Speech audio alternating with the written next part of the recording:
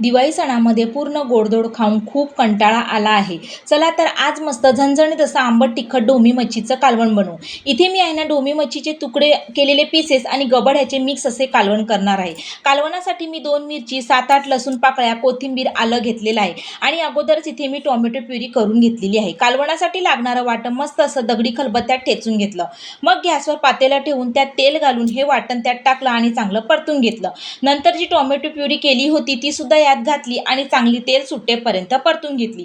मग ह्यात मी मसाले घातले. हळद, मसाला, काश्मीरी लाल मिर्च पावडर, चवीनुसार मीठ घालून ही ढोमी मच्छी ह्यात व्यवस्थित सोडली.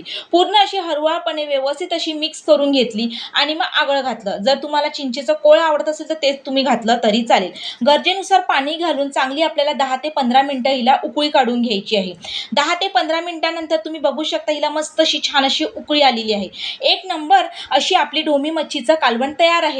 लगेच ताट पण वाढायला सुरुवात केली. चला तर मग या जेवायला आणि रेसिपी आवडली तर एक लाईक आणि आठवणीने आपल्या चॅनलला सबस्क्राईब करायला विसरू नका. धन्यवाद.